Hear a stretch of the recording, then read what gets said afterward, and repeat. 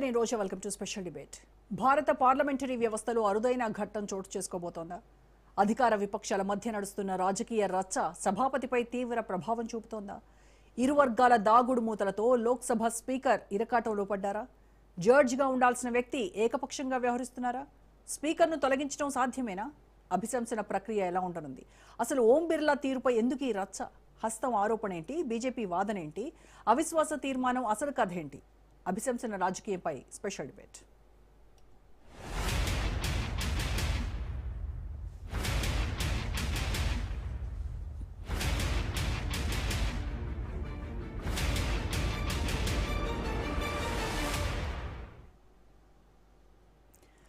Army chief పుస్తకంపై మాట్లాడనివ్వట్లేదు. Indo America trade డీల్పై గొంతు నొక్కేస్తున్నారు. అందుకే పార్లమెంటు వేదికగా ఆఖరి అస్త్రాన్ని సంధించింది ప్రతిపక్షం. లోక్సభ స్పీకర్ ఓం బిర్లాపై అవిశ్వాస తీర్మానం ప్రవేశపెట్టేందుకు రంగం సిద్ధం చేస్తోంది.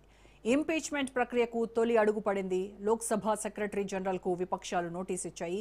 Congress, TMC, SP, DMK, Shiv Sena, NCP, RJD, వామపక్షాలకు చెందిన 120 మంది ఎంపీలు సంతకాలు చేశారు.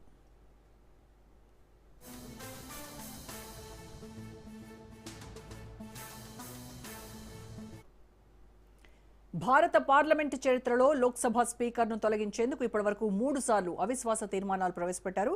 1954లో స్పీకర్ జీవీ మౌలంకర్ పక్షపాతంగా వ్యవహరిస్తున్నారంటూ విఘ్నేశ్వర్ మిశ్రా నేతృత్వంలో తొలిసారి అవిశ్వాస తీర్మానం ప్రవేశపెట్టారు.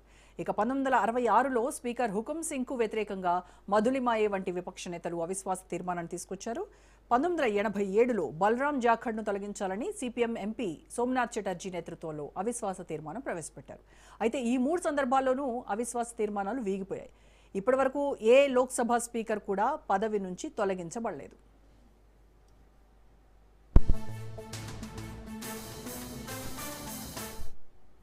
తాజాగా బడ్జెట్ సమావేశాల సందర్భంగా లోక్సభలో తీవ్ర గందరగోళం నెలకొంది. ప్రతిపక్షాలకు తగిన సమయం ఇవ్వటం లేదన్న ఆరోపణలతో ఇండియా కూటమి పార్టీలు సభాపతి ఓం బిర్లాపై అవిశ్వాస తీర్మానం నోటీసు అందజేశాయి. దీనిపై త్వరలోనే చర్చ జరగనుంది. రాష్ట్రపతికి ధన్యవాదాలు తెలిపే తీర్మానంపై చర్చలో మాట్లాడేందుకు ప్రతిపక్ష నేత రాహుల్ గాంధీకి అవకాశం ఇవ్వకపోవడం, 8 మంది సభ్యులపై సస్పెన్షన్ వేటు వేయడం, కాంగ్రెస్ మహిళా ఎంపీలపై నిరాధార ఆరోపణలు చేయడంతో అగ్గి మీద గుగ్గిలమవుతోంది విపక్షం. లోక్సభ స్పీకర్పై అధికార పార్టీ ఒత్తిడి ఉందని, ఆయన సొంత నిర్ణయాలు తీసుకోలేకపోతున్నారని కాంగ్రెస్ ఆరోపిస్తోంది. ఇండో అమెరికా ట్రేడ్ డీల్కు సంబంధించి కీలక అంశాలను స్పీకర్ దృష్టికి రాహుల్ గాంధీ తీసుకెళ్లాలని భావించినా అందుకు అనుమతి లభించలేదని ఆ పార్టీ వర్గాలు ఆరోపిస్తున్నాయి. పార్లమెంటును కేవలం ప్రభుత్వానికే పరిమితం చేయాలని చూస్తున్నారని ఆవేదన వ్యక్తం చేశారు విపక్ష నేతలు.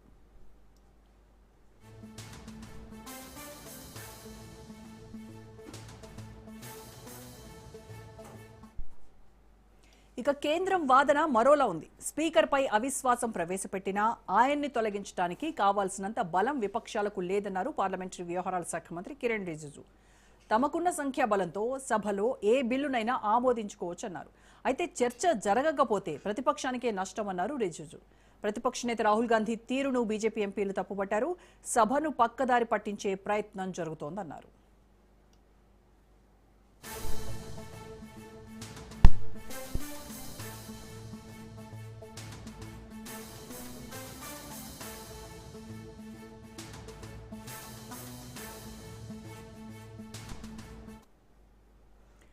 రాజ్యాంగంలోని ఆర్టికల్ 94 క్లాజ్ 6 ప్రకారం లోక్సభ స్పీకర్ను తొలగించాలంటే 14 రోజుల ముందు నోటీసు ఇవ్వడం తప్పనిసరి. ఆ గడువు ముగిసిన తర్వాత సభలో తీర్మానాన్ని ఆమోదించాల్సి ఉంటుంది. అవిశ్వాస తీర్మానం నెగ్గాలంటే సభకు హాజరైన సభ్యులందరిలో మెజారిటీ మెంబర్స్ అనుకూలంగా ఓటు వేయాలి. అంతేకాకుండా తొలగింపు తీర్మానంపై చర్చ జరుగుతున్నప్పుడు స్పీకర్ సభా కార్యక్రమాలకు అధ్యక్షత వహించలేరు.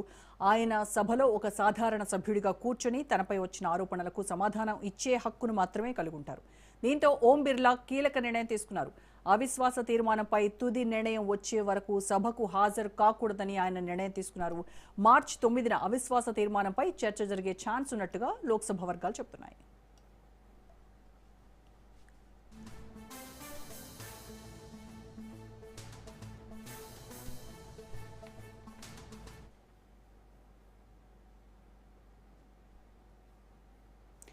ఇదే అంశంపై వాళ్ళ డిబేట్లో